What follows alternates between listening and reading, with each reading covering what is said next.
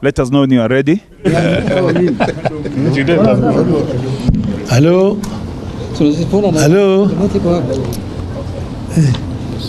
I can see Wanarusi.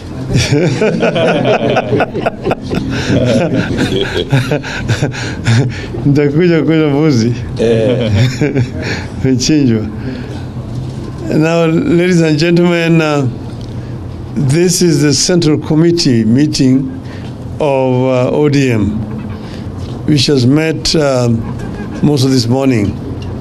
We have discussed several issues, and we have a statement that is going to be read to you on our behalf by the Secretary General of ODM, Honorable Edwin Sifuna. Karibu Mheshimiwa. Thank you, Excellency. Good afternoon, everyone. As the party leader has told you, we have had a meeting of the Central Committee. It has been full house, except with the apologies of Deputy Party Leader, Honorable Ali Hassan Joe, who is in Mecca.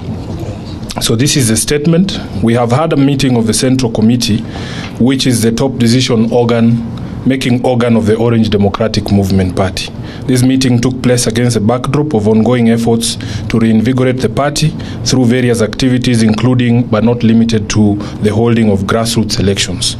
There are also a number of emerging and running national issues affecting Mwananchi, among them the crisis in the health sector as manifested in the ongoing doctor strike, the crisis of funding in our schools and colleges, and the scam of subsidized fertilizer. The committee meeting therefore took stock of the state of the party and that of the entire nation. A key issue canvassed at this meeting is the dire state the party finds itself in as a result of a government-instigated denial of funding. The Political Parties Fund was established to enhance democracy by promoting active participation by individuals in political life. Among other things, it is meant to cover election expenses of the political parties and broadcasting of the policies of the political parties. Unfortunately, this fund has become the death knell of parties it was meant to support. Since coming to office, the Kenya Kwanza regime has pursued a deliberate policy of denying funds to political parties, effectively crippling their operations.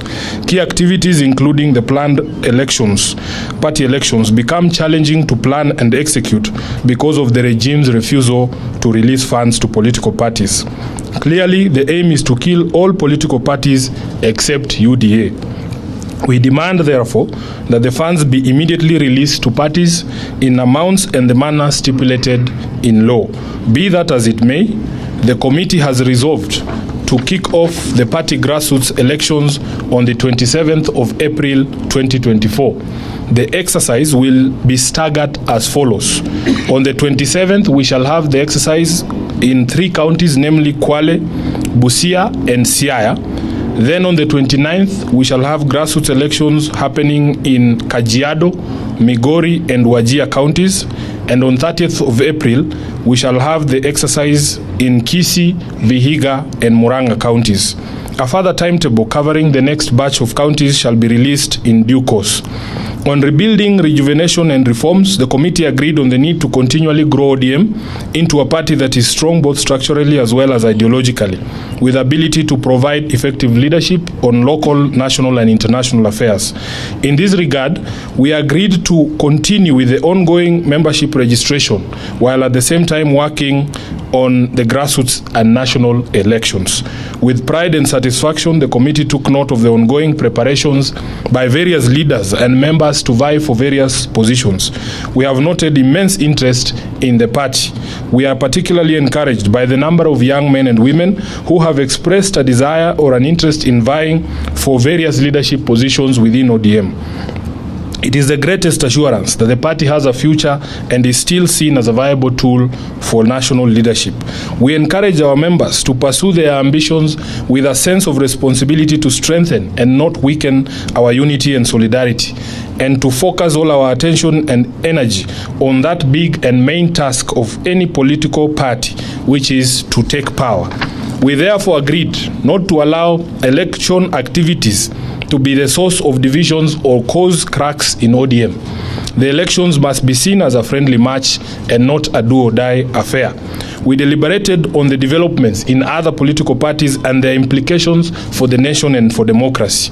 In particular, the committee expressed deep concerns over developments in the UDA party, where public officers paid by taxpayers from all political formations have been appointed as party officials to various organs. We are staring at the return of the party state system last seen in the 1980s, where party leaders and public servants were one and the same thing. What followed was a youth wing with watchdog or surveillance responsibilities over the entire nation.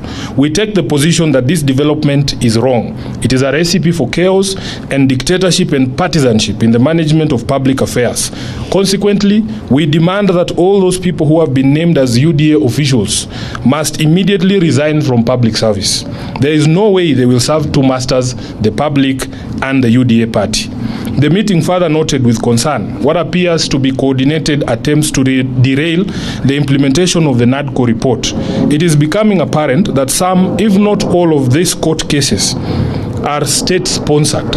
If indeed elements in the regime are having second thoughts regarding proposals they signed onto out of their own volition, they should come out clearly to say so instead of sponsoring these cases in court.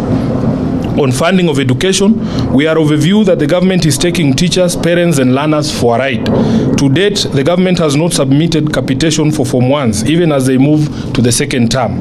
That means schools have had to find alternative ways to provide tuition, accommodation and meals to thousands of Form 1s. Teachers and parents fear that the Term 1 money may never be submitted and could end up in some people's pockets. Teachers don't deserve this kind of strain.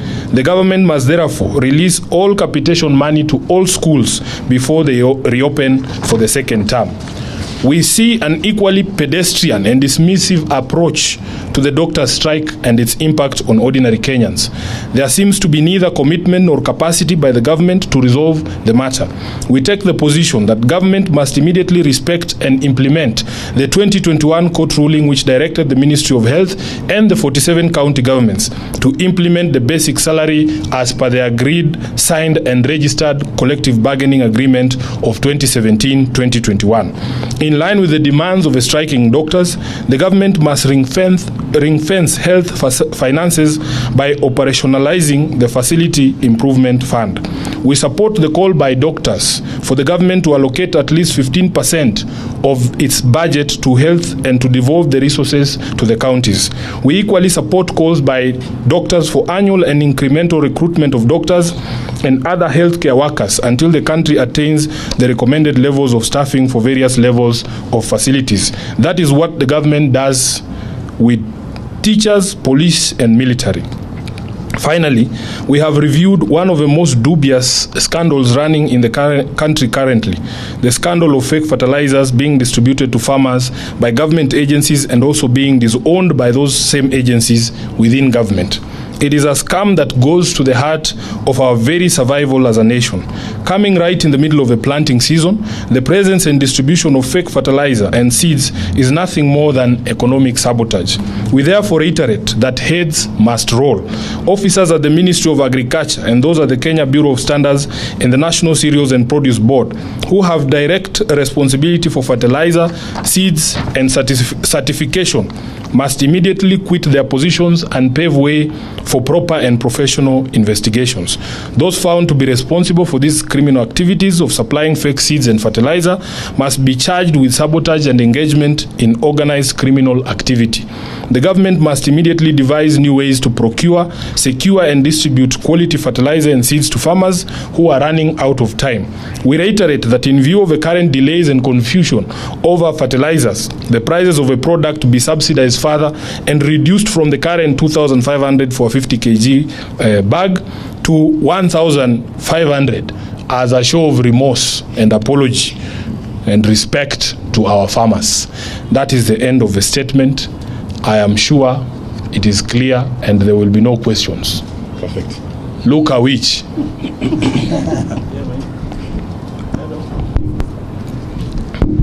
My name is Luka. Yeah, too.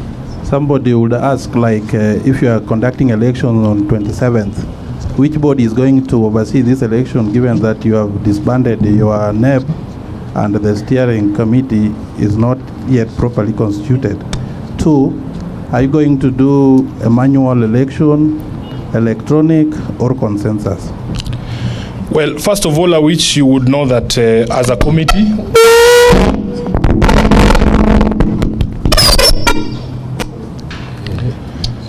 yes, the Central Committee did propose certain changes to election management within the party. Those proposals were sent to the legal committee, who have drafted the necessary amendments to our instruments.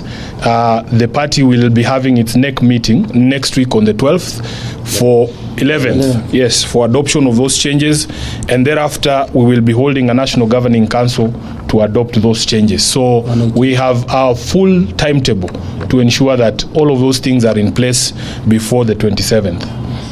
Secondly, as to the method that will be used, the rules of the party are clear. All those methods that you have spoken about are actually proper methods of elections in ODM. So the board, the election committee, will be sitting with our members in the regions, because not all regions are the same. They'll be determining which method best suits which region. Any other question? I thank you. I thank you very much. Thank you. Very good. We'll get you a copy of the statement shortly.